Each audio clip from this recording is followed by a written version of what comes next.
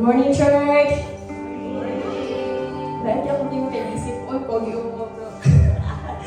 So, masabta na rin siya. So, ang akong prelude karon makita sa Psalm 118 verse 24.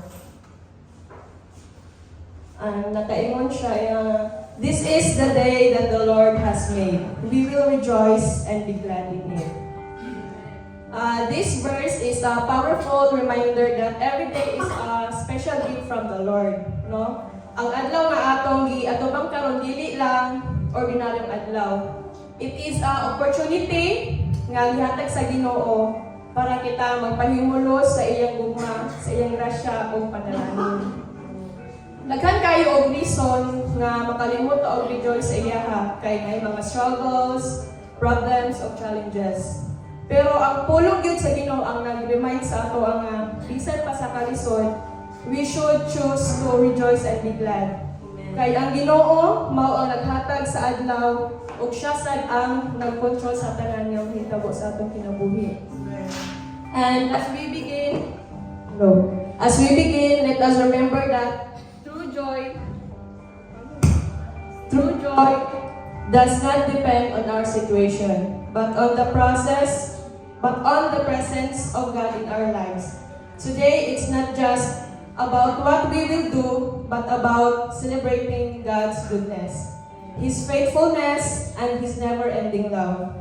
That's why let us open this gathering with grateful and joyful hearts, because indeed, this is the day that the Lord has made.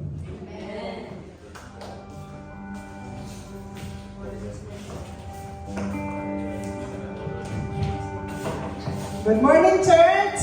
Good morning! Yes, and then, maayagin kayo ang Ginoo sa mga kinabuhi. Despite naman sa mga paghitabo sa isig-isa, still, hindi gayet ng Lord o padayon niya ang hatag sa ato ang puso. Ang tanan nga mga challenges nga nato ang nagian, part na siya sa pag-growth ato ang faith niya sa iyaha. So, karong adlaw, sama sa atong mga hanggan, nga before ta nag-start sa to ang Sunday service, magumusta ta sa matag isa sa to, but I'm sure nakita nato nga maayo ang tanan, smiling lagi hapon, meaning God is really good sa atong kinabuhi. So kitang tanan dapat sa matag adlaw, sa matag segundo sa atong kinabuhi, magpasalamat kita sa Ginoo. Dili lang sa panahon nga nato sa kahaluhay, and even sa panahon nga natin mag-encounter nga mga challenges, still, nagpasalamatan hapon nato ang Ginoo kay si God is always good.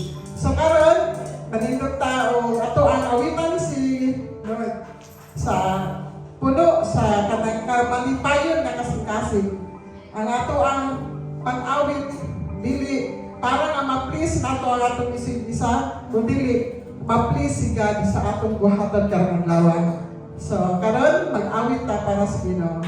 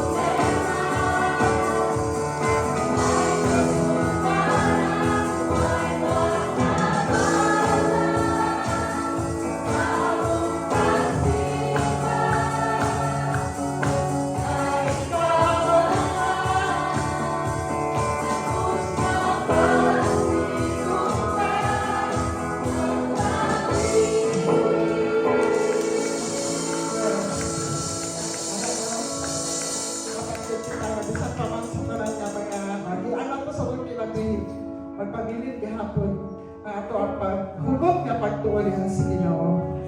Karon ay masahod diri sa verse sa Isaiah 54:10. Though the mountains, tabang mo basa. Though the mountains be shaken and the hills be removed, yet my unfailing love for you will not be shaken, nor my covenant peace will be removed, says the Lord who has compassion on you. Amen. Diri nga verse, klaro kaayo no, ang compassion o ang kindness sa Ginoo. Usahay sa atong mga kinabuhi, ang atong magkong life sa kalibutan, unpredictable na yun. Naipanahon nga makaingon pa nga, okay na din kayo ang tanan. Pero di nato mahibalang sa unahan na yung mga pagsubok mga ihatag si God. Pero di nato makita na kung hugot yun ay nato pagtupag sa Ginoo. Dili din niya ang Kaya sa panahon nga nakaibat yun nga problema, ato rin yun na siya ginangop sa Ginoo. Ato siya surrender sa Ginoo. O ato niya left out dahil sa iya. Kaya nasayot ta si God, as always, bisan pa man sa atong pagkamakasasala, dili din siya malubag sa iya. Paghigugma sa doa. Ingon pa rin ito sa kantanga, Kristohano, bisan pa man sa daghan mga pagsubok sa kinabuhi, makapahiyog naghihapon siya. Diba? So, kita ka sa matagisa sa tuwa. Siguro na karon nga nagbarog mo diha sa inyong una-una, nag-ingon mo kung unsa magaling ang inyong na-feel or na-encounter karon nga pagsubok. Ana siguro mo sa inyong una-una nga, masulbad pa ba ni? Pero sa Ginoo magod, walay imposible. Tanem-tanem nga mahitabo sa itong kinabuhi. Usahay, abi nato o dili nato kaya. Pero sa grasya sa Ginoo, makaya rin din ay. Parehas na siya sa bagyo nga mabot sa itong kinabuhi. Nga pagkaugma, mulurang grasya. So, ubanan sa atong langit, ubanan sa atong kinasingkasing nga pagtuo sa Ginoo. Nga iyahar gitang paulian sa tanan ng kung unsang ito ang ginabati. Because wala yung posible sa Ginoo. And God is faithful sa iyahang promise sa toa. God is so good and God is merciful. So, karon mag-awit ta para sa Ginoo. Mga to ang naon ang tanan nga naasya sa pangatubangan. Awito na to siya kinasikasin o ato siya pasalamatan bisan pa man nga sa mga pagsubok. Amen?